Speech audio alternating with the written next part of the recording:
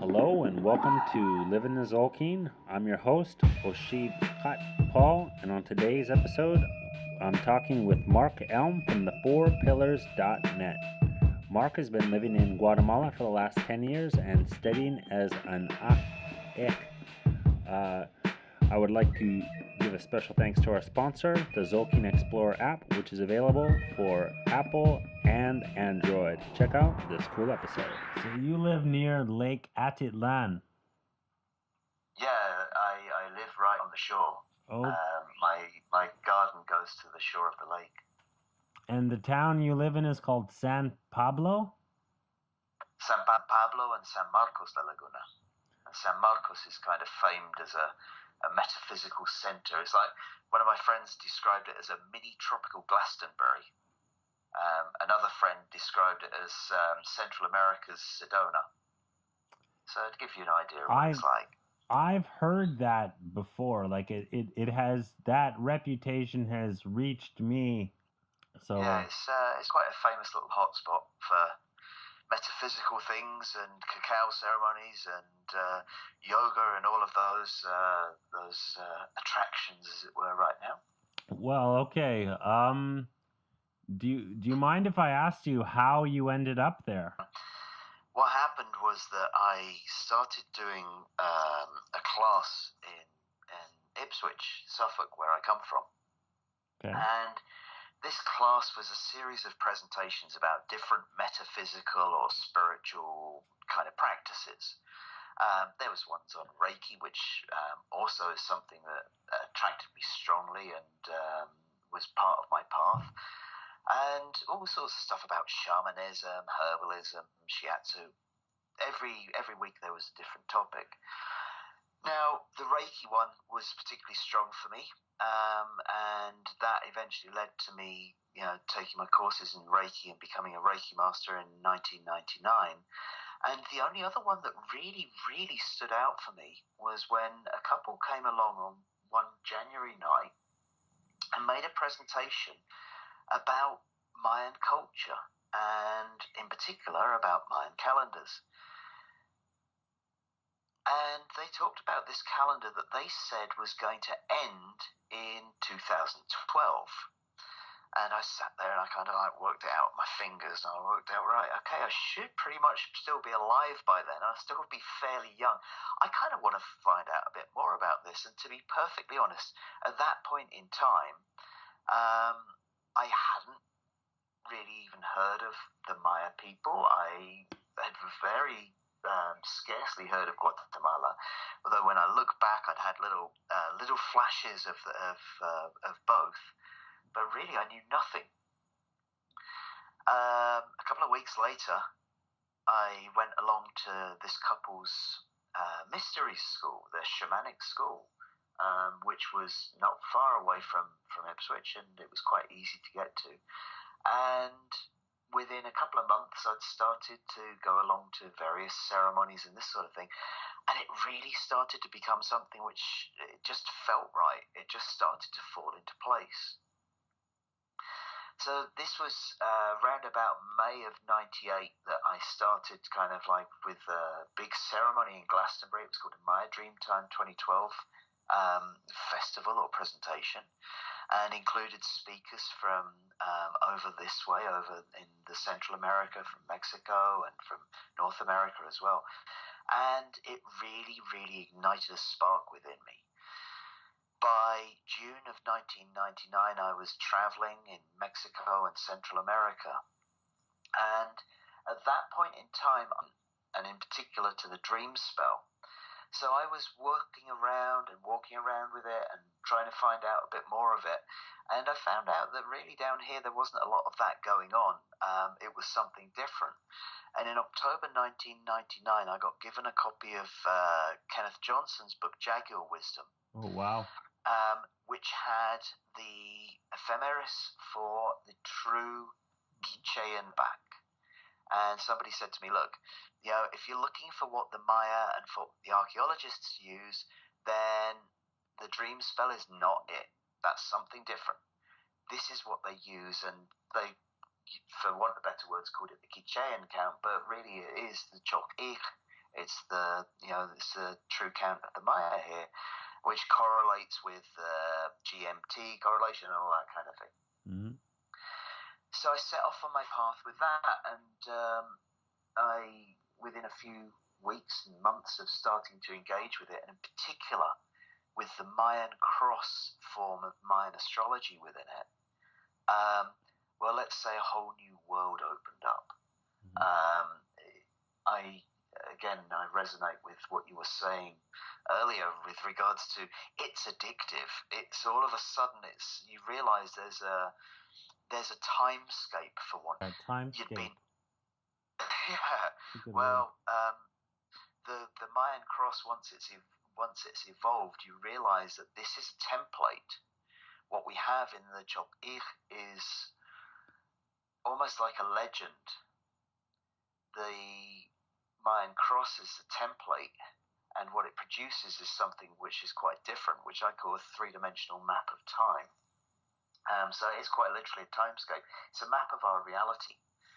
And this is what I find that the calendar can do for us. It helps us to map out our reality, our mission on this planet.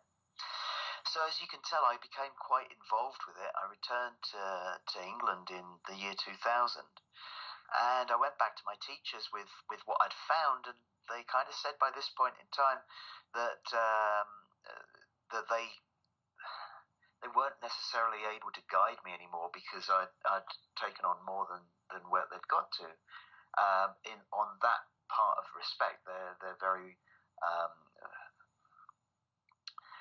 strong teachers, very good teachers, and this, but there was certain parts of the mathematics which was outside of their field of experience. Mm-hmm. So I trundled along through life and had various experiences in England. And then in about 2008, I decided it was time to spread my wings again, and time to go and find a different country to live in. And I journeyed through the Americas, and when I went through San Marcos La Laguna again, I kind of fell in love with the place and decided that was the place which resonated most with me on the planet, and eventually settled down here. So that was that, really. San Marcos can be a little bit intense, though, especially during the high season. And where I live now is about a kilometer outside of San Marcos, closer to San Pablo La Laguna, which gives enough of a buffer zone, let's say, to keep it nice and quiet when it needs to be quiet. Thank you very much, for telling that story. And I like, listening to the discovery story, because that's my discovery story. It's really similar. Like, I have I went through those similar, how can I say, stages, and I never went to the extreme of you actually moving to Guatemala, but I'm still young. Who knows? Yeah. Well, this was part and parcel of my path, I think, because okay, I'll just kind of like firstly clarify just something for me about the dream spell. Now, certainly down here, it's not looked on particularly well, but it has a place. For me, it had a place in my life, which I compare to, it's a bit like learning to ride a bicycle. When you start to learn to ride a bike, you learn maybe with training wheels or something like that on. That, for me, is what the dream spell does for people. It gets people's understanding, it gets their mind into the understanding of carrying, each day carries an energy. It gets their mind into the understanding of a different system of counting time. So it has its place in the world. But at the end of the day, as I said, we then realize, okay, well, that's the training wheels. And when we actually want to take the training wheels off and go into something else, go into something which is more fluid, in fact, something which actually works. Yes. So this is where, and it's like if we look, for example, the day out of time is apparently is correlated with the New Year's Day, and I think it's 1526 or so. So in some ways, as I say, the dream spell has its purpose and its place. But really, when you want to work with things properly, you've got to move on to the Mayan calendars help us to understand our place in time. And, it's kind of like making sure that the compass works when you're using it, right, to give you the correct direction. And I'll go on to that a little bit more in a moment. In some ways, what drew me here and what keeps me here was the ceremonies, because there is only so much that we can learn about the calendar and about the days and about the Nahuales through reading in books and these kind of things. What I write about on my daily blog is not just what I've got through the books, through the great works which are out there, but it's through what I've received in ceremonies, both through various teachers and elders that I've made ceremonies with around Guatemala, but also through my own ceremonies that I make. I first made a fire ceremony. I was first attended a fire ceremony in 1999. I first made my own in the year 2000. This is a pretty traditional Mayan fire ceremony. And I think this is part of what drew me back to Guatemala, because I first met up with my teacher, Don Rigoberto Chanchavac, in 2010. And then in 2014, in 2015. Now, since 2015, I've pretty much been making ceremonies on a weekly basis. So I can't quite count how many that must be, but it must be in the several hundreds by now. And each of these ceremonies brings in a different perspective. It opens up our energy, it opens up our channel. And as we are working with people through these ceremonies, as we're working with the Nahuales through these ceremonies, the depth of understanding that we get regarding the qualities and the possibilities which exist with each of the Nahuales increases. And so, in general, what I tend to write about is an amalgamation of kind of like, let's say, what I've learned through books. I saw a thread recently on, I think it was on Facebook. It was on one of Ken Johnson's posts, and it was somebody was asking about how to do a ceremony. I think it's a really good question, and it's something that I would like to tackle, because for those of us, yes, how and you're right, it is quite a different and rich aspect of the practice. How could somebody begin? How could somebody start to learn how to do that? What would you? From many of our lives, I mean, we all have our little ceremonies, our right. Making our coffee in the morning or whatever. It could be our own ceremony for waking up our day. And ceremony is always something that's interested me. I mean, there's also a ceremony that I very much enjoy making. We choose to make it. My ceremonies, when I'm making the Mayan fire ceremonies, they may be anywhere between 2 and 4 hours long. And they might be for healing, they might be for strengthening, they might be for cleansing, they might be for the birth of a baby, they might be ceremony for. We're tapping into the elements of creation around us and asking for their help. Now, that's if we choose to personalize them as some kind of sentient energy. But really what we're doing is aligning our own spirit, aligning our own energy with the creative forces which exist in nature, which is what we tend to those kind of things to somewhere different. This is our ceremonies open up our creative energy. They help us to, when I have reading for somebody who's carrying the day sign Doch, and Doch is all about offering and payback. You can't very well go out into your communal garden and put a bunch of candles in the middle and set fire to them and spend 2 hours kind of like invoking the Nahuales there. You've got to think around it differently. And I'll say to people, look, if you have a candle and you just light a candle on a Toch day for my good health, please will you help this, whatever it is, to flow into my life, to flow into my existence. There's your ceremony. It doesn't need to be this long, convoluted and expensive or challenging thing to put together. And what happens is that once we start engaging with ceremony on that level, we can then take it to we want to do things. And so for me, in particular, the way that I do my ceremonies, the way that I was originally taught, was that ceremony will have 3 phases. Now, what we do is we set up and we are using sugar. We use incense called pom, which is a mixture of resin and a lot of candles. I tend to use 7 colors: red, white, black, and yellow for the 4 directions. Green for the heart of the earth, blue for the heart of the sky, and then a candle which is made from tallow, from animal fat, which we use for the ancestors. So they go on. We'll use cacao seeds, we use sesame seeds, we use copal, called quilco, and lots of flowers. And you've probably seen lots of pictures of ceremonies, and if you go on my website, the4pillars.net, you'll see plenty of ceremonial pictures on there as well.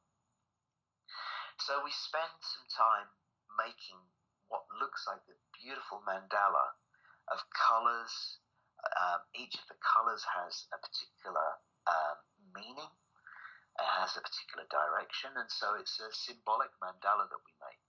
And we think of this as a feast for the Nahuales, a feast for the spirits, the energies of the day. Now, most of what goes on there is aromatic in one way or another, and it's said, or the way that I understand it, is that those aromas are what draw the spirits of the energy close. So it's a bit like saying, when you go past a restaurant and you can smell what's cooking, you think, "God, that smells good, right? I think I'm going to go and have a look and see what they've got on the menu." Now, the actual food, the actual way that we connect with the spirits, with the Nahuales, is actually through our words and through the feeling, the emotion which is in our words. So that's the real food, is the prayers. The fire itself is more kind of to attract those things in. So when you understand that the food is your prayers, the food putting out, the prayers that you make, whether they are to a single candle with a little bit of incense burning beside it, or to a beautiful, great big fire ceremony, the real food is in your intention. The real food is in your words. And so these are the things to engage with. So if you want to start making a ceremony, sure, light a candle, whatever color you like, white maybe, or possibly red, something like that. Light some incense, use copal, and I've liked to use copal for a long time, but it's about you. It's about what tunes you into your spirit, what tunes you into the other world. And then use your words to express yourself. Your meal that you're making for the essences of creation is all about the beauty of your words, your flower words, as they would call them. And that's where the true food is.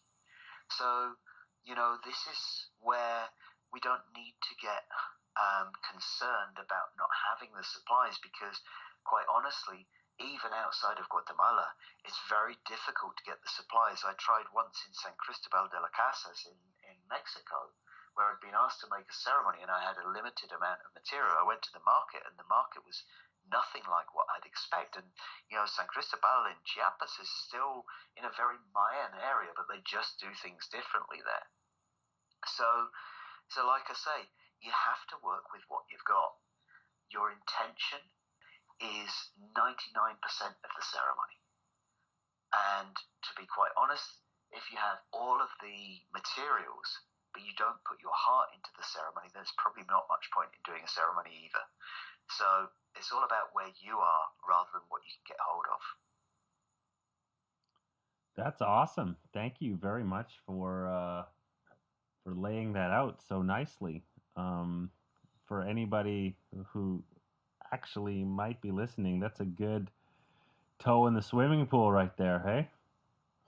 Yeah, absolutely. That's awesome. It's like if we all put a bit more of our focus and energy into the connection that we have with the essences of creation, I think we could make the world a lot happier place, Yeah. Let's see here. I got another question for you. What's your knowledge? Ish. Oh, wow. Yes. Cat.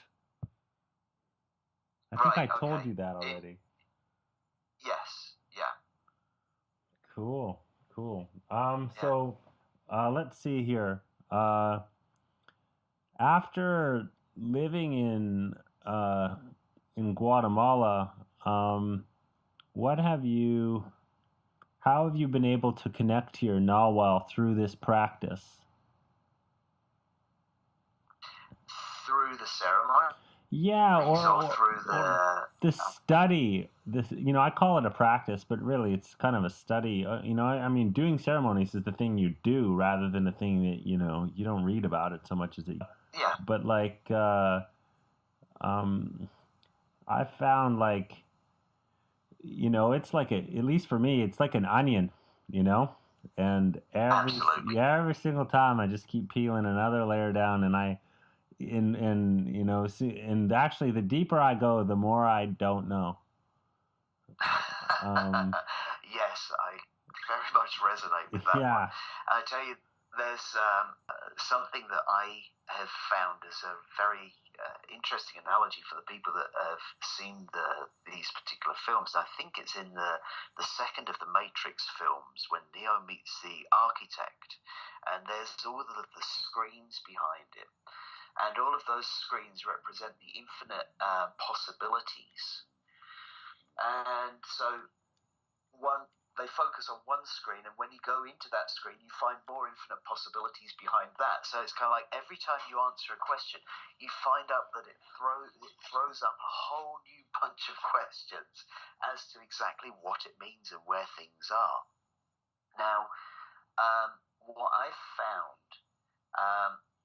Okay, so there are some things that we see written in the books, and one of them is about the Nawal Ish, and people that carry it needing to find a path, otherwise it's going to make them sick. And I don't know whether this necessarily sick or mentally sick, because I think both can occur. sounds about and it's right. really Yeah. about kind of like getting on your path. Now, Ish is a guardian of the altars, yeah. Right. And is very connected to the spirit of Mother Earth. I mean, it is the most feminine of the Nawalas as well. But it's about getting around those shrines and altars, because those shrines and altars are the places of power that give their fuel to Ish. I mean, some of this has been the most indescribable dream, really, when I think of who I am and where I come from, because kind of like I was originally a chemist. I used to design polymers. That was what my first training was. So I'm a scientist by trade, and to think of some of the places that I've got, as I often sort of describe myself as just a bloke from Ipswich. That's what I was. Yet, a couple of months ago, there I was at Temple 5 in Tikal making ceremony at the bottom of the Mayan pyramid there, which is, this ancient pyramid. And I very much questioned how on earth I managed to be so fortunate as to be able to be given permission to do that, which I think is, it comes about through exactly what you said, the practice and the path. I've also been included into some groups which I'm very much surprised to be in as a foreigner. I'm very fortunate to be invited into those groups. Sometimes it gets a bit confusing when a lot of the conversation ends up in either Kekchi or Kakchikel, the local dialects, because I don't speak either of them, well, not very much of them anyway. But this is kind of where it's going. Now, what I feel is that, as I said before, there is a certain amount that you can read about, and maybe I should write up an article about ceremony, about the meaning of ceremony, about how it goes, but that's going to be one very long article. I would also just say, like, for the people who are really curious, and like to give them something to play with, like a step, like let's say 4 steps to actually to not just maybe conceptualize it, but to actually do it. And I liked what you said with the candle and the single candle and the single incense. Perfect. That's a toe in the swimming pool. There's some people out there in the web land, in the net, that actually, like, that they could use that, like, and they're actually looking for that. The reason I created this podcast is I was scratching my own itch. I like podcasts. I Right. listen to them all the time, and I like the Tzolkin, and I would have loved to sit back and relax and listen to a Tzolkin podcast that shows up every week on my doorstep, but it just wasn't there. And Yeah. so eventually, like, I ended up, getting pushed into this, really. But it's been a really amazing new kind of study, and I get to talk to all kinds of interesting people. It's really cool. Now I'm connected to you, right? So it's like, Yeah, absolutely. yeah, it's really cool. Well, this is something, I've been asked for several years to write a book, and I'm supposed to be kind of doing that at the moment, but we'll see how that goes. And when I started writing my site, it was kind of a stepping stone because I'd not done anything like that before. I'd written a few, travel notes, as it were, which actually kind of got quite good, quite favourable results. People seemed to like the style that I wrote with. But this is something which is not normally me. But what happened was, when I was initiated as the Haqiq, the first 260 days, you're given a task of making a ceremony. And in the lineage that I am in, those ceremonies happen on every 1 day, 6 day, and 8 day of the Trecena, of the 13-day period. So we're now in the Trecena of Ish. And so we've got 1 Ish, we've got 6 Kawok, and we've got 8 Imosh. So theoretically, I would be making ceremony on those 3 days when I was in the first 260 days of my training. Now, the first 260 days after you receive your Barra Sagrada, after you receive your sacred bundle, you're actually called Ahpatan, which is kind of like saying that you're Ahqiq in learning or in training, kind of thing. And these 60 ceremonies that you make over the 260 days are actually to familiarize yourself with the energies. They're to get accustomed to the energies. They're to, partly, I suppose, to show your dedication as well. But they're really to get to know the Nahuales. And so it's the essential part. And so I've been doing these, let's say 3 ceremonies every 2 weeks from February of 2015 through to October of 2015. And when it got to the end, I was like, right, okay, well, how often am I going to do ceremonies now? And I decided to cut it down to every 1 day and every 8 days. So I'll do them like twice in a Trecena rather than 3 times in a Trecena, just to kind of like liberate a bit of time. But I also decided that I wanted to do something else as well. And that's when I decided, right, okay, enough people have asked me for my take. I'm going to start writing a daily blog with regards to the energy of the day to guide people through. And it became what I can only describe as kind of like my digital altar, as it were, where I'm making prayers. And this is kind of one of the things that I feel that I'm trying to do. I'm trying to guide people with my perception of the energy of the day, but I'm also kind of like allowing it to flow through me. It's not just necessarily all mental.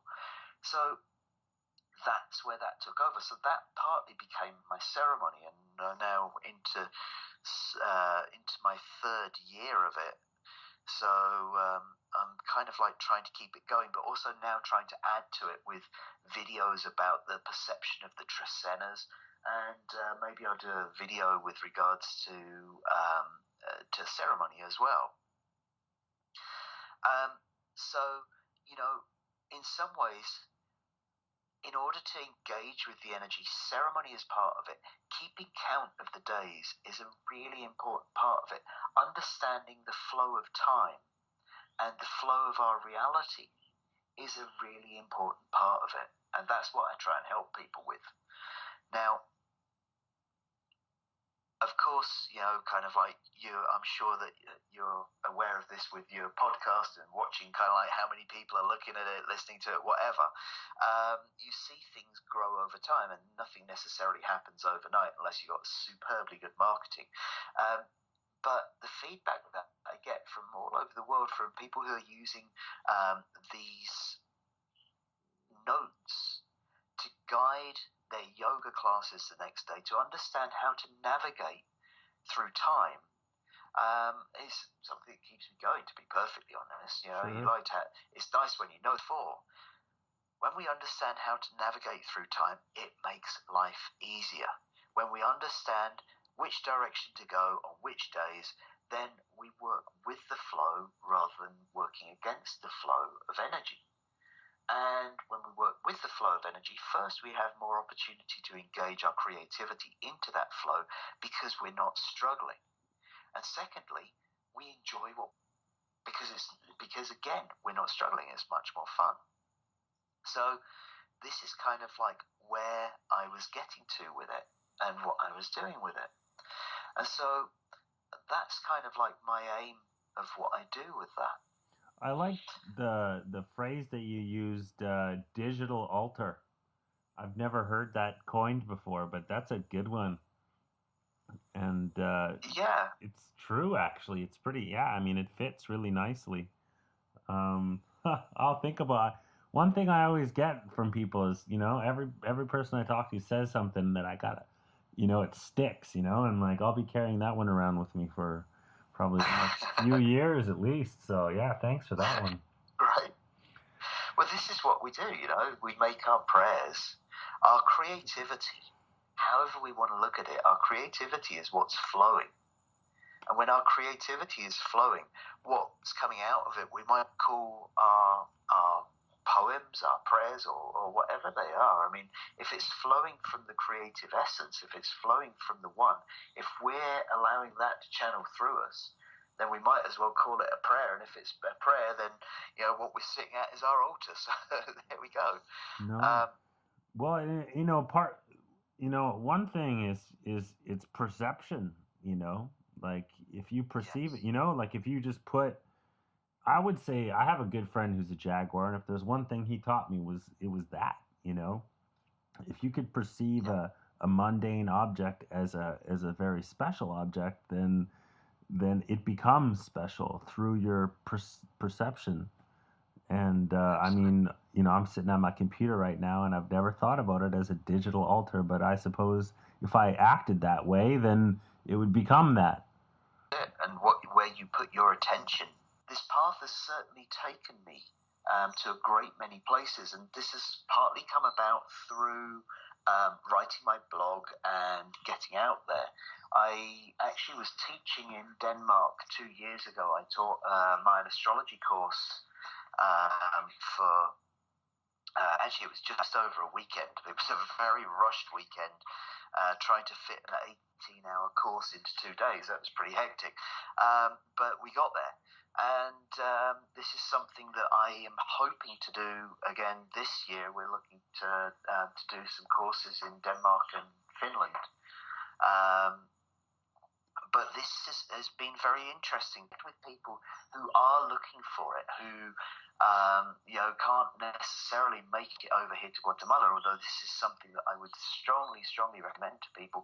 If you want to see, it's a bit like if you want to go see a particular animal, then you can go see it in the zoo, or you can go see it in its natural habitat. And seeing it in its natural habitat helps you to understand the full energy of it. When you see something, let's say, okay, you see something on the internet, that's maybe looking at something in 2 dimensions. When you come and see it for real, we're looking at it in 3 or 4 dimensions. And so it can be a very different thing. But yes, this connection that I've had, one of the things that I did last year was I went to Spain to go and re-meet or to go and spend time with the shamanic group and the original teachers that I had back in 1998, 1999. And to take back the knowledge and experience that I've had from living here for as long as I've lived here, and from learning here and from being around the ceremonies and the altars, to take it back to them And it was a beautiful, beautiful experience for me to go and give back to my teachers, where they'd set me on the path, where they'd formed the foundation or laid the foundation for me to go back with my mission report, as it were. So we spent a few days teaching them what I could in the time that we had, so they could then use the tools that I now use. And we also went through the ceremonies, the fire ceremonies. It was actually, funnily enough, it was Washiki Bat, the 8 Bat ceremony, which is probably the most important day of all within the calendar. And to be doing that in Spain felt quite interesting with regards to taking the... so that was a really beautiful experience to be able to reconnect with my original teachers and take them that energy back. Okay, so going on. Well, another. Sorry, go on. No. You mentioned earlier that you had how can I say, been maybe people were liking your videos who were yoga teachers. So sort of the question I wanted to ask was, what type of people do you find are interested, or which connections have you made easily or initially? There are large groups of people that I've found. It's been really strange. The particularly big world, you tend to get to meet a lot of the people that are doing the same kind of thing. I think so, there are not that many authors writing these books. I mean, we all we meet up one way or another, usually in Momostananga or at a ceremony. You find out, oh, you're such and such. Oh, hi, nice to meet you. I read your book. It's great, or whatever. Yeah. And that's the way it kind of goes. But I've had yoga teachers, I've had people who are, for example, Steiner school teachers, who are looking at using something which is a more natural rhythm to guide the way that their teaching goes. We have, obviously, there's a lot of people that come through San Marcos. They pick up a bit of understanding of Mayan calendars, and they like to incorporate that into their work. But equally, there's some people that I've worked with in completely different roles to what you would expect them to be. They're looking for something different. They're looking for a way of accessing their true creativity, because they understand that what they've been given or what they've been fed is not working for them, and so it's now time to find something different. And so let's say how the calendar is, because there are certain things which have come up which help me to understand why the calendar is what it is and why it does what it does, and why we have this cycle of 260 days as opposed to 365. And part of that is what I would describe as about human beings. Either I kind of go between the term fractal and holographic. God, those are sketchy New Age terms. Yeah, I hear you, but like you're playing, you're dancing on a razor's edge there. I mean, you know what you're doing. But yes, I understand you. Yeah, those words are accurate. They are accurate. It's just they're pretty loaded. But yes, those are good. That is probably what it is. Yeah, and also same talking about the Matrix. Same thing. Like it applies really nicely. Yeah, there is. I mean, this is kind of like what we have with the Gregorian calendar. Is when it takes us so out of touch with the rhythm of our bodies and the rhythm of our bodies on this planet. And what we have with the Tzolkin is something that puts us back in touch with it. Now, I get what you say about the sketchy New Age down to earth guy. Like I say, hold on. Let me a scientist. Let me jump in. Yeah, because this is an interesting. This is an interesting subject or area even, and it deserves reconciliation, I think, because okay, so how I entered the practice or the type of time was exactly through the New Age, the exact same way that almost all white people, if not all white people, were introduced to it. You know, I got a small crumb from a new aged author, and then it was just sort of, it was a thread I kept pulling on, and then I started sort of being able to separate the wheat from the chaff at a certain point. But it started there, and I get it. Like, you know, the whole New Age movement needs to be, you know, separated from, you know, the authentic traditions. You know, that's important. Although I don't believe that it's without its due. Like, I appreciate that you gave a lot of gratitude, and, you know, you had kind words to say about all these people that you know you're involved with, and you get to reconnect with them, and it's like, that's really great. And like, I think that's the correct approach, rather than, because you'll encounter Mayan people that very rightly so are like, well, fuck those people, you know, fuck their bullshit, and they're wrong, and like, they're, you know, the Mayan people are correct in saying that. It's just, there has to be a peaceful, you know what I mean? There has to be a peaceful reconciliation between the two worlds, and where we emerge on the right path, rather than, you know, we all just, you know. Absolutely. I mean,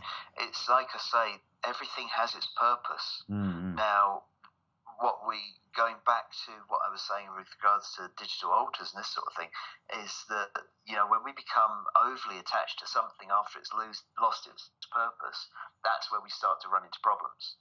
Now, my original group in the UK, they dropped, or rather, they started with what we would call the true count, or the Quichean count, or the Guatemalan count, or the Mayan calendar. Yeah, that's just the real one, not the fake one. They started working with that, and so that's great. And they started working with that a long time ago.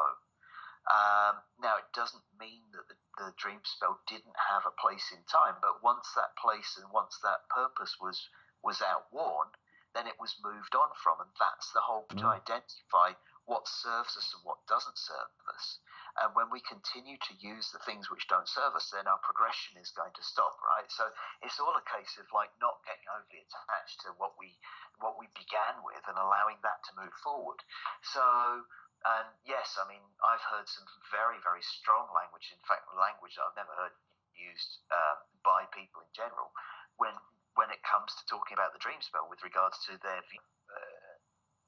People use it, they get what they get from it, but I think it's time that we all moved on from it, really. Well, it's actually my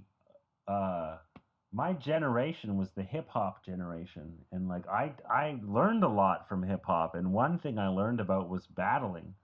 And like, the whole point of battling is that, like, you know, you put ideas up against other ideas in a kind of a fight, a dog fight, and the one who wins won, and hopefully they won correctly, but they won because of their merit, you know. And so it's awarded on merit. It's like, well, let's put them both next to each other, try them both out, and the one that wins will use that one. And it's like, you know, and so, but there's no need to get, you know, to carry that energy forward. You know, you're still like, you know, you could still pay it its respect and appreciate it for what it was, you know, and move on. Absolutely. Yeah. So I really appreciate that approach. Yeah. I think it's a good one.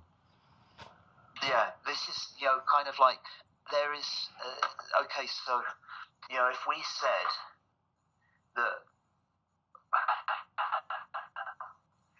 what is the role of a daykeeper?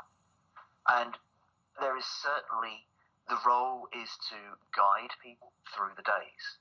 But a big part of that role is to create a harmonious and thriving society. Now, when we make ceremonies, we're not really making ceremonies for ourselves. In fact, that's not exactly, well, I wouldn't necessarily say it's frowned upon, but general, like, the true Akik don't make ceremonies for themselves. They make them for other people. They make them for the community. And the whole point is to bring harmony into the community. That is the point of, you know, of the work that we do. Ceremony, yeah. Now, in ourselves, that harmony if the community thrives and we're part of the community, then in essence we are doing it for our own good, right? It's like it's the community that we live in. We want it to thrive, but it's this selflessness that comes out of it. We're doing it on behalf of others, and that harmony there doesn't necessarily mean, it's not about being a pushover, and it's not about saying, never saying no, and it's not about any of those kind of things. It's about making sure that there's enough to go around for everybody, that we understand everybody's points of views, that we address them, and that we work with them.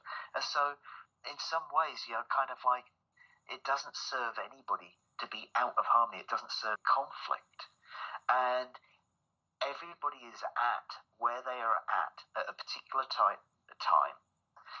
If we still need the training wheels on what we're doing, we still need the training wheels. There's no point in saying, right, okay, you're 5 years old, we'll whip the training wheels off your bike because you're old enough to know better by now.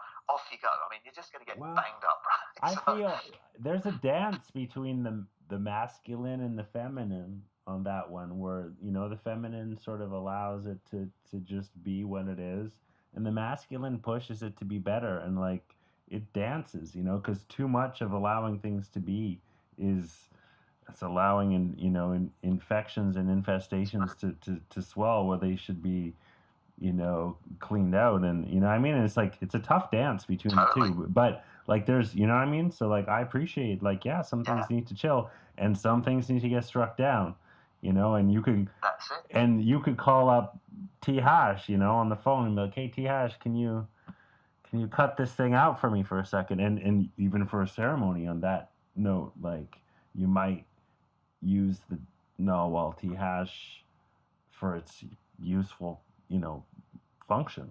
Like it actually has a totally. There's nothing wrong with putting energy into action and making this in the correct way, but we have to recognize all the implications and reactions that will happen from an action. So when it comes to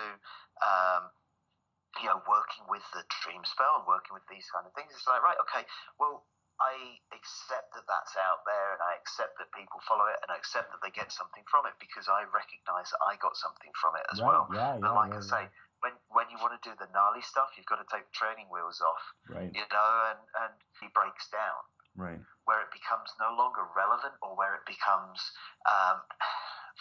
like I say, you can look at a broken clock for as long as you want, and realize after a while you realize that it's not moving in the correct way. And so you start looking for, okay, what does move in the correct way? Now, that's not telling people, hey, don't look at that broken clock. It's just, hey, when you want to know the real time, it's over here. But until then, calling it a broken clock is a broken clock is a very good metaphor. I like that, actually. That's very funny. Because a broken clock is right twice a day, right? Exactly. That sounds like a witty British thing to say, Yeah. Very you funny. Take the boy out of Britain, but yeah, that's pretty funny. Okay, let me ask you maybe one or two more questions, then we'll kind of wrap it up. The digestible length of time, anyway. Let's see here. God, I'm at a loss for questions. Let me think for a second here. Okay, this is a classic question. Go ahead, please. If you have a question for me, you go ahead. There's something that I would like to revisit, sure. And that was something about where you were saying about the hologrammatic, fluffy New Age term. But there's an actual reason why I use that, and I'd kind of like to explain that to you. Go for it. Yeah, please do. Okay, so one of the things which we find, and fractal is another term, but these are terms which are used for a specific purpose. One of the things that you might ask yourself is, why 260 days? And you'll always come back about this cycle of gestation of human beings, okay? Now, I don't know if you've ever looked it up, but you'll find that the cycle of gestation of human beings is not 260 days, not exactly anyway. What we do find is that there's more to it than that. And what it comes back to, as far as I can see, is the connection between the heart of the sky, the heart of a very important principle within Mayan spirituality. That's true. Okay? So, if you want to connect with the heart of the sky, what you need to understand is the movements of the heart of the sky, which can be seen through the movements of the planets. And what we find is that the number 260, or the 260-day period, acts as a common denominator which links the synodic periods of the planets Venus and Mars and the Sun and the Moon together. Looking at the four kind of like most prevalent heavenly bodies within the Mayan practices. Now, we know that Jupiter and Saturn and Mercury also had their own tables and this sort of thing, but Venus and Mars were the big ones, let's say. Also eclipse cycles and that. Now, you may be aware that there is an eclipse cycle of 2,599 days called the Tzolkin or Tzolkinel, and that's called a Tzolkinel by the scientific community of today. It's 10 revolutions of the sacred calendar. So the eclipse that we had on 21st of August last year, 2,599 days later, there will be another solar eclipse on the other side of the world, and that is multiple of 260 days, more or less. It's 1 day out, but I think we can give it that. Okay? Can I laugh, man? That's hilarious, and obviously the Mayans would have figured that out because they figured out everything like that. That's hilarious. Totally. Yeah. So, so this is where I say, like the 260, well, when it comes to the synodic period of Mars, you've got 780 days, which is 3 times 260. With Venus, it's a little bit more challenging, but certainly there are parts where the 260-day period meshes in with the cycle of Venus. In particular, at 104 years, less 26 days, which is Tepex, and is exactly 104 Harb years, which is 100. It's 104 Harb years, which is something like 145 revolutions of the sacred calendar. So it's all geared in together. We can think of the 260 days if we thought of the revolutions of the planets and synodic periods of the planets being like gears in a clock. Well, the 260-day count sits in the middle of all of those gears as something that links them all together. And so we have something which is a multiple of 260, or rather we have 260, which is a fractal, a fraction of the revolutions of those planets from our point of view. Now, when it comes to the Earth, the original maize used to grow in about 260 days, so you would put of maize into the soil, it would grow 260 days later, you'd be harvesting it, and the maize is, of course, what we're made from, according to the Mayan creation myth. We are the people of the corn, from the fourth generation of human beings, and so this connects us to the heart of the Earth. And then we have the heart of the human.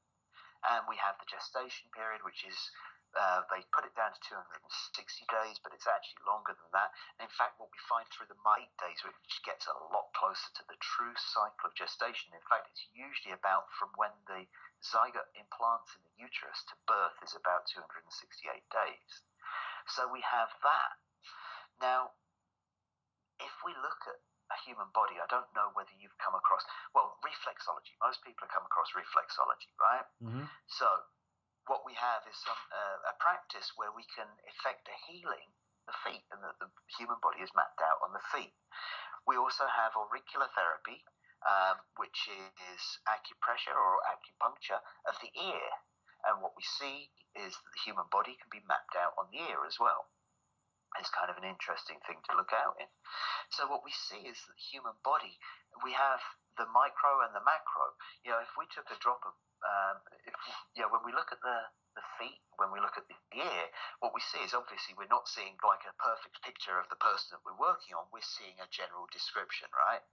Now, if we take it further and we look at taking a drop of blood from somebody, we can extract the DNA, and we can work out that person's eye color, hair color, ethnicity. We get a very, very basic form of the picture of them, right?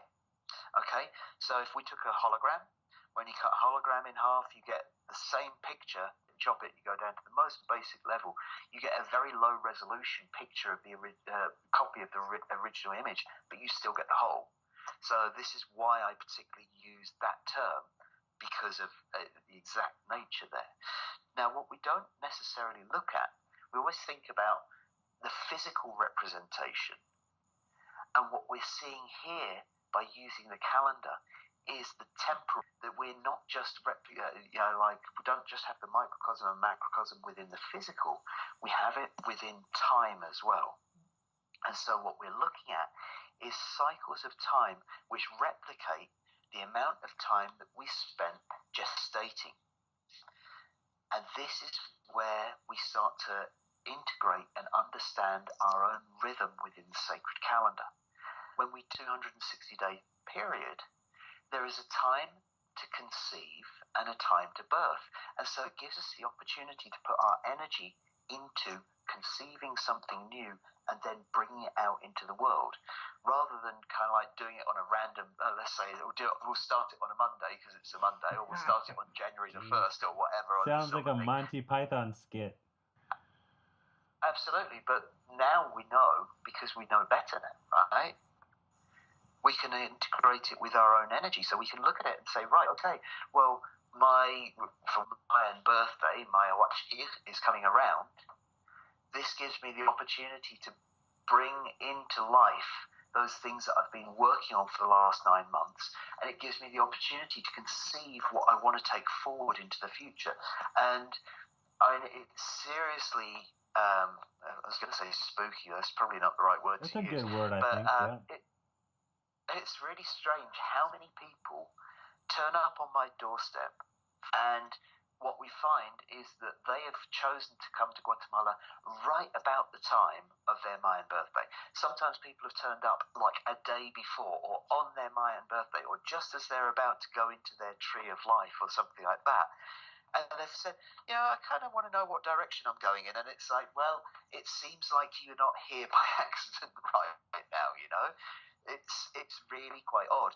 So people, especially when they're turning up here, they've been guided here by something within their energy or something like that. But I really do see this as kind of like a very powerful thing when we start to engage with it, because it's about working out your own energy. It's about understanding your own interaction with the creative potential which is all around us. And when we start to engage with that, well, that's when our lives start to get just a little bit, we start to understand really what we can achieve and who we can be, when we understand what direction our energy is going in, right? Well, then, okay, so you're speaking to the, again, the analogy of the Matrix works really well, when they go back in and all of a sudden they're swimming around and stuff. Also, we used to use the word game genie, or my friend Steve says the ultimate life hack, and like you get into there's many different dimensions, right? But the life hacky, or the game genie, or the whatever you want to call it, aspect, or what you said, smoothing things out, like it's really profound. It has a very profound effect. Like you notice today is storm, so here's the storm, so something happens, doesn't surprise you. Well, you're a day ahead of me because I'm on 5D hash here. Right, yeah, it's the morning of 5D hashes came and went here, and storm is coming. It's sleeping right now, but it'll wake up, in a couple hours. That's it. And go ahead. Understanding the flow of days, understanding kind of like, one of the things that I've done is to create just a little plug-in for my the calendar on my phone, so that I can see the what day is ahead of me, so that I can, I plan things like travel around making sure it's a good day to travel on. It's like if there are days for being at home, then I choose to use it. I choose to use it in that way, and I think it just makes life more harmonious. Like I said, right at the beginning, I think a lot of us, we don't even necessarily realize how much we struggle because we're going against the flow we're kind of like, right, okay, as I said earlier, it's January the 1st, or it's a Monday, so I've got to do this. Jesus. It's like, well, actually, is that the most suitable day to do it? Now, God.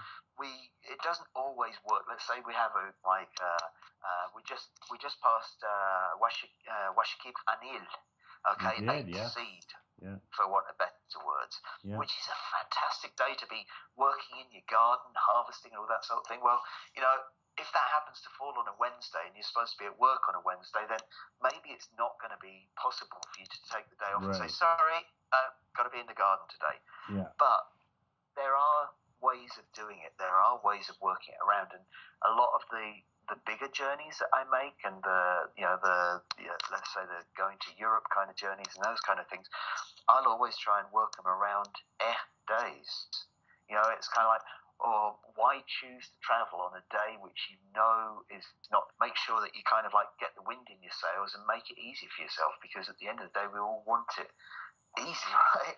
Then that way we can relax, we can allow our true nature and our true creativity to flow, and we can make a better world for ourselves and others. Well, in that way of using the Tzolkin, it's like a weather forecaster. And absolutely. Yeah, no, it's very much. I find sometimes I can predict the weather well, and sometimes I can't. But my reliable Tracina is always cat. If it's a cat Tracina, it's a good time to have a vacation. You're gonna have the best vacation during that time, like bar none.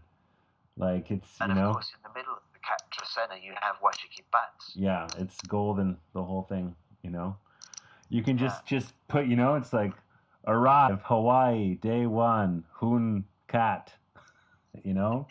Day 2, coconuts on the beach. Day 3, Shark Tank diving. Day 4, like it's just one good thing stacked on top of another, and like that one I can say is like, I would say I've observed the last 10 cat Tracinas behave like that predictably.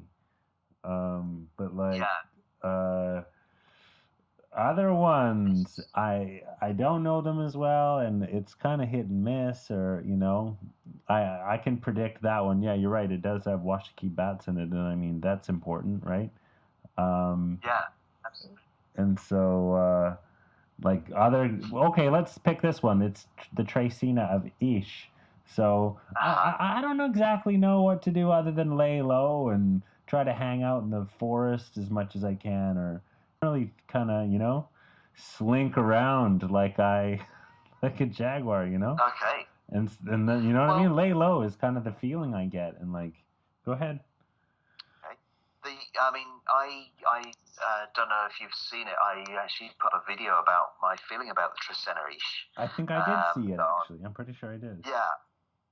And really, what I see Ish is about bringing out the magical being from within you as well. Right, yeah, it's kind of like, as I said, I'm not overly keen on using too much new agey kind of stuff and this sort of thing. But there's if you want to call it the creative essence, if you want to call it your connection to the Mother Earth, if you want to call it the prayer giver or the magician or the shaman within you, however we put it, it all comes down to the same thing. We know that we're not just this kind of like flesh and blood automaton walking around following a program or something like that. There's more to it than that. To go and connect with the altars and the shrines and to use them to petition Mother Earth. It also gives us the opportunity to protect Mother Earth, to say thank you to her in the way that we know. Now, just in this last week, there's been so much stuff going in about recycling of plastics. This has been a big theme that I see is sort of all over it. In the youth, yeah, that's right. It seems really weird that this happens during the Ish Tracina. Suddenly people become aware of wanting to save the planet again. So maybe this is something that's coming in, this feeling, because it's the feeling that runs between us all, that all of a sudden it's like, hey, we're really kind of like causing a problem here, and we need to do something about it, because this is where everything comes from. But, as I said, it all works on many levels. It's about going and making your prayers, getting in touch, and about, when you go and stand by an altar, when you go and stand in a sacred space, that in turn helps the magical being within you, whatever you call that, and however you want to be with that. It wakes up in one way. It's sort of the resonance of one thing wakes up the resonance of the other thing. And so during the Easter, to remember your connection to the Mother Earth through them. So that's what I would say Ish for me is about. I liked what you said, magician. In your video, I do remember you said the magician, think about the magician within and create something. And yeah. And also it's cool to talk to you. You're a Jaguar too, so I get Jaguar tracing. I get to talk to this new. You're a new person, first time to meet you, but like talk to an interesting new Jaguar, and this time it's right on schedule. It would seem, it's like yeah, that would happen now. Yeah, it makes sense. Okay, view of not just going from day to day, but going from Trecena to Trecena with regards to the sacred calendar representing the entirety of creation, because we have Ish representing the spirit of Mother Earth, which then gives way to Kech, and Kech representing the natural world. And so it's almost like Kech being the physical representation of where Ish, we've gone through, materialized in for the two essences. I mean, we look at them as the divine masculine, divine feminine essences, and they're what we're supposed to be tapping into and bringing into our world. Bringing them into the world. We see it on the foliated cross. We see it in the Temple of the Cross. We see it on Pagosa, sarcophagus lid. It's all about creating in this world by tapping into the divine essences of the upper and lower worlds and bringing them together in our hearts. And so it's just a little step, a little bit more within the calendrical terms.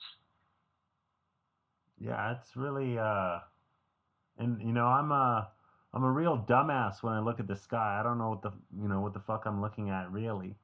I can see a few constellations and etc. But like, it's very like it strikes you deep in the heart, like as a ancient human, like when you look up and so learning about it is like very profound, and it really goes back a few 100,000 years, so it's absolutely amazing kind of wisdom to have. Where I am here in San Pablo, because Lake Atitlan is a giant, the caldera actually blocks out sunset. I can't see sunset. I can't see kind of like the horizon as it should be. And last month I did a trek to El Mirador with a group, a film group leading through there, and watched the sunlight fading, and then watched Venus being the first thing that appeared in the evening sky as the sky darkened. Venus with its brilliance was supposed to be the day that Venus returned as an evening star. I think it's a couple of days before that. But to actually stand on top of an ancient temple and watch that reappearing in the sky, kind of like when it was supposed to, it gets you hooked, right? It gets you interested in looking up and understanding and knowing what's going on up there. And, it really brings out the true genius of the Maya people. Yes. That after 1,400 years are still working. That this is still very much a living, breathing calendar, that there are still people, one of the things that I've had with crews that have come here that I've been working with, they're looking for the remnants of an ancient civilization that no longer exists, and then they get here, and they're like, well, hang on, these people are still here. That's like, it may be a little bit, and there is a very strong connection to the past that they didn't actually realize existed. So again, this kind of gets me back to when people are ready for it, when they really want the full immersion, coming and spending some time here in Guatemala and actually feeling it, actually living it, and working with the calendar here accelerates the learning process no end. Yeah, I can see that. Yeah, that's really fascinating. I don't mean to take this into another just a complete 90-degree turn from here, but like the application of knowledge of narwhals as a type of psychology or a psychological system, or it's actually much name or something like. It's spooky is a good word. It's very. Yeah, I like that word. Yeah. Go ahead. Can you say something about that? Yeah. Well, what I would say is that often after people come and have I get people say, "You just blew my mind with what you've told me about myself," and it's like, well, all I feel like I'm doing is kind of interpreting data from a sheet. I'm just a good analyst, as it were, rather than anything else. Right. It's all coming from the calendar. Right. And what the calendar for me does is, and particularly when we're talking about Nahuales and the psychology of the Nahuales, is there is a form of, I refer to it as my strengths are, and it shows you where your challenges are. And most of the time, we've never been given the opportunity to look at them. We're guided through school, we're guided through university, and often we're guided by society, which is telling us that if we want to be rich and successful, we've got to be a dentist or a doctor or a lawyer or something like that. And so people put all of this time and effort into becoming those things. I realize actually they really don't vibe with it. It doesn't work for them. And what we see is like, okay, if you carry the NLT and you want to become a policeman or a lawyer or a spiritual guide, for want of that, then great. Maybe not so much as an artist or poet. If you carry Akbu, maybe you're a great poet or something like that. It's not going to be good for you working in an office. It's like it's understanding through that way yourself.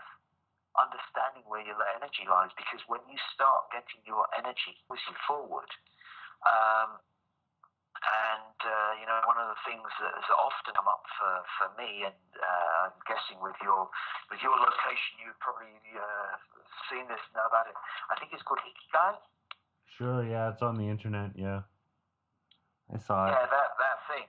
This is what you can achieve through understanding what your Nawal's purpose is. And when we're all putting the round pegs in the round holes and the square pegs in the square holes, when we're working like that together, then we create a harmonious and thriving society. And I think this is something that the calendar is working towards, or those who develop the calendar are working towards. It's about making sure that everybody, African people, farmers and herbalists. It's very, it's kind of, there are more things to it than just that. But like, why not start with that and see how you get on with it? When you get somebody who really gets into the energy of it, when they get into their ability to grow things, and they grow things well, and suddenly they realize they're really good at what they do. Well, it's because they're aligned with the energy that they carry. And there's something in there for everybody, but it's just realizing that the one-size-fits-all kind of ideas that our society has created is probably about the worst way that we can think to do it. And if, one of the things that I've been doing is making readings on behalf of new parents for their child's energy. Now, I personally feel that a fully rounded education in sciences and languages and all this sort of thing is essential. But if your child has the energy of an artist, make sure they've always got plenty of crayons and paper and art materials around them. If they've got the energy of a musician, make sure, kind of like that they have that ability to access that. Let's start from an early age rather than looking at it as kind of like trying to put children into a route that we think is going to make them rich and successful.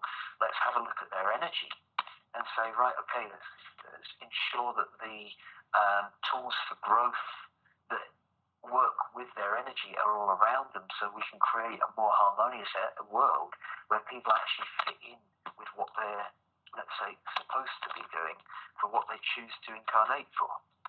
Well,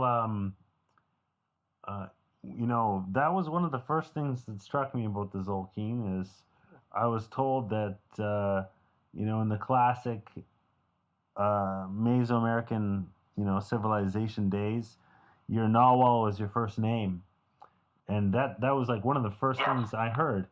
And I mean, I can neither confirm nor deny that. It left a lasting impression on me, and like I started thinking about what kind of society is like when everybody's narwhal is their name. And I started imagining, and I thought to myself, what kind of genius figured this shit out? Like that is literally 1,000 years at least ahead. Like it's so far above your head, you can't even believe it. And to imagine that, like, so for example, a high school where, like, let's say all the cats, they're all together in a group and they all learn how to be cats together, and there's no secret about it. Everybody knows that that's the cat class, and this is the monkey class, and I started thinking about it like that, whether or not it actually happened like that, but just started thinking about it as if, like, their everybody knew their ikigaki or whatever that thing was, the meme on the internet. Yeah. And what kind of a place that would be like to be in, and it's surreal, and it's a very surreal concept, and maybe we could do it again. I teach. That's my job. I'm a teacher, and like I know the narwhals of all the kids, and it's ridiculous. It's just to watch. I don't usually tell them because it's pretty private, actually. I find, like, nobody wants to hear about my stupid interest in these dumb calendars, and so I just mostly keep it to myself. But if somebody's genuinely interested and they want to talk to you, I'll talk to you. But, like, you better sit down and fasten your seatbelt because I could talk for a few hours. So I try to spare people from that as I can. But yeah, it's different if you live in a. Go ahead. This is why, like in their 20s, people are then coming to me and saying, "I'm lost. I have no idea where I am or where I'm supposed to be going. What does my Mayan astrology say about me?" And it puts people on different roads. I mean, I've had people kind of like write back to me 6 months later and say, "Hey, this is the best thing that I could have done in my life because now I understand where I was supposed to be going and I'm doing it, and like everything has fallen into place." So, it's signposts. The interesting thing is, in one way or another, this never says that you must do anything. You used the analogy of weather forecast earlier on, and this is something that I very, very strongly agree with.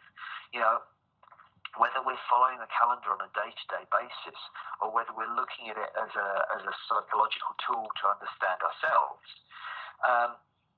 if you say tomorrow you're going for a picnic, you look at the weather forecast, and the weather forecast says, well, it's going to rain tomorrow. You have three options. You can go and have the picnic, get wet. You can take rain gear, or you can choose to make the picnic on another day. There is nothing about the weather forecast that says do not have the picnic tomorrow. But understanding a little bit more information about the environment that you're going into can help you choose how you're going to execute the same thing. So just the same as you're in the world, I mean, here you are, you're gathering the ideas and opinions from many people around the Mayan astrology world, let's say.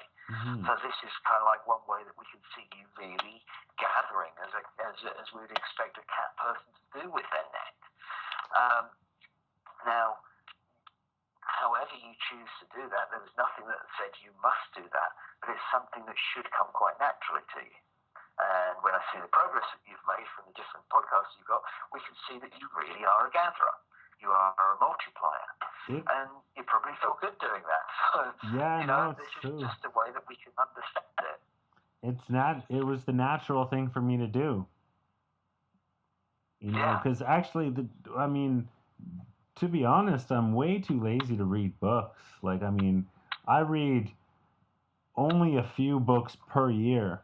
And, like, I struggle through them, a couple of pages at a time, If it's a really good book, I might be able to just at a time. But if it's a bad book, it might only be 3, And, like, I mean, I could do, but the point is like sitting down and talking to people was always how I best understood things, because at any point in time I could just stop playing more, and like, I've always just found it was, you know, just more suitable for me to do that, and so this naturally lended itself to that, and I naturally found myself here, and hopefully it's doing a serve. That would be my greatest aspiration, is that it's doing a service to people. I hope so. A small impact, and actually I'm really happy with the small impact it has. Like, I've had a couple hundred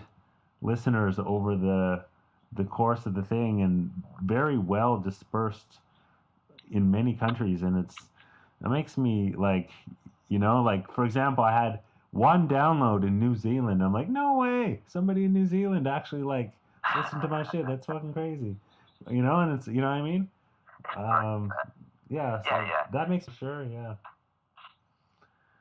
But this is, kind of like the other thing is when you look at it from a wider perspective, and this is something that I was talking about with ceremonies earlier on.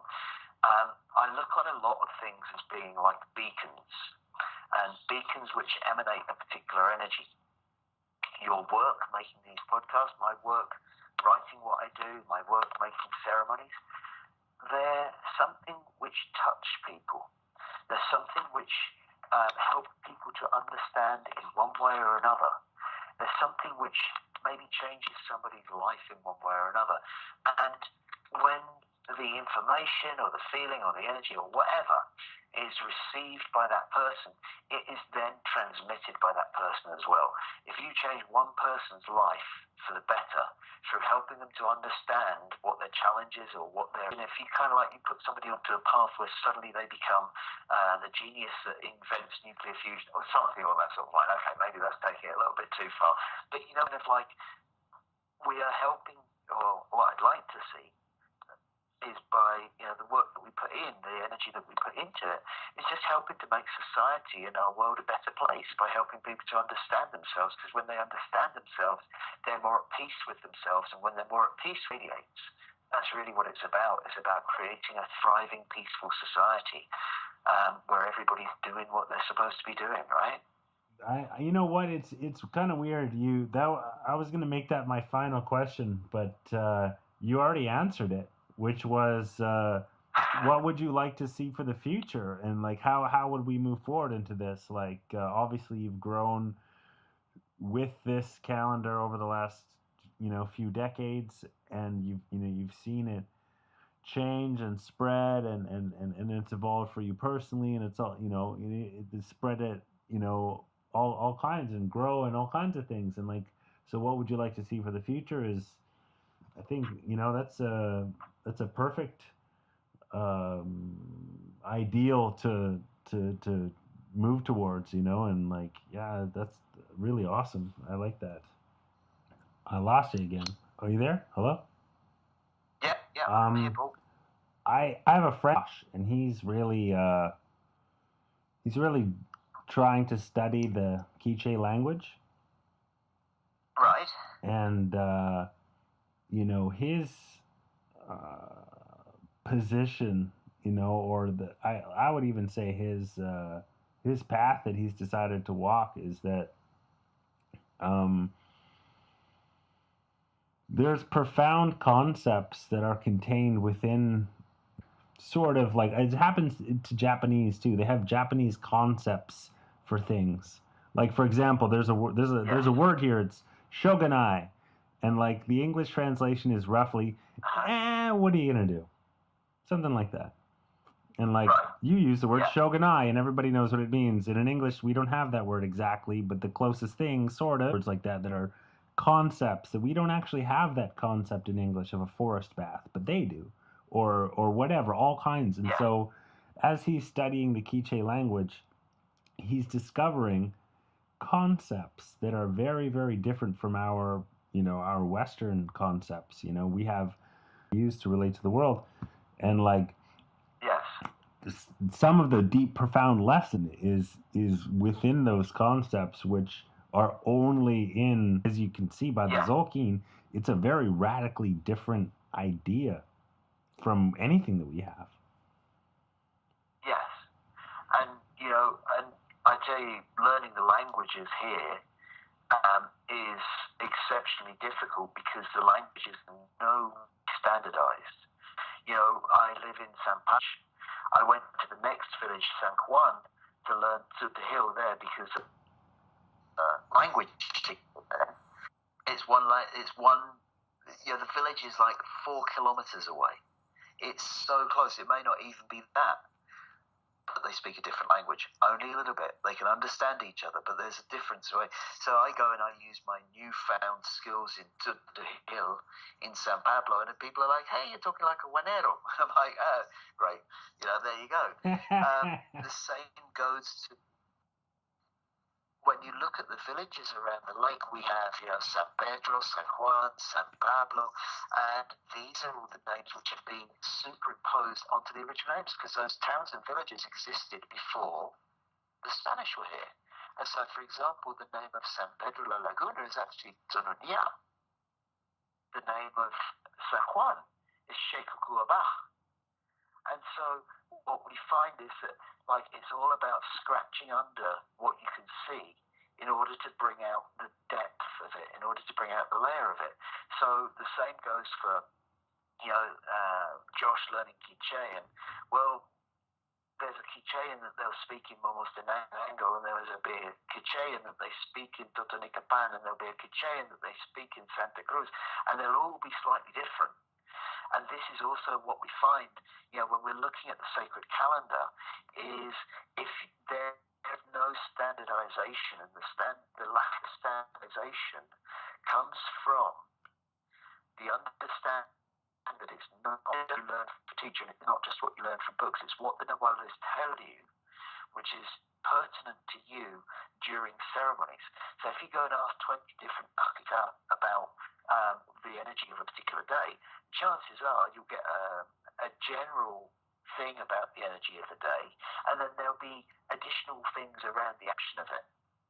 Now, in our, let's say in our European world, where we're looking at ISO 9002 standardization of wanting to create these boxes that stuff goes in, that can make it very difficult. It makes it very difficult for people to write books and to write about things because we want to know who is right. And in essence, everybody's right. Kind of like the essences that come through, which are not exactly translatable. We can kind of get an idea about them, but there's no direct translation. And that, I think, is what you get from, let's say, being here, from visiting here, from living here for a while, is you get more into the essence and the energy of the culture, and it helps you to understand those nuances, like you said about the shogunai. Sure.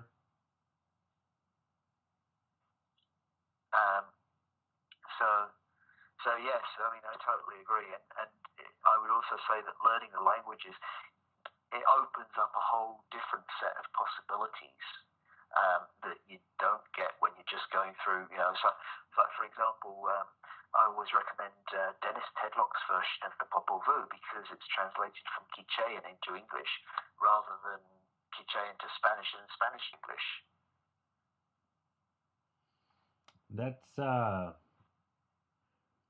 That makes sense. Yeah, that's interesting. My attitude was always that there's no need to get Spanish involved.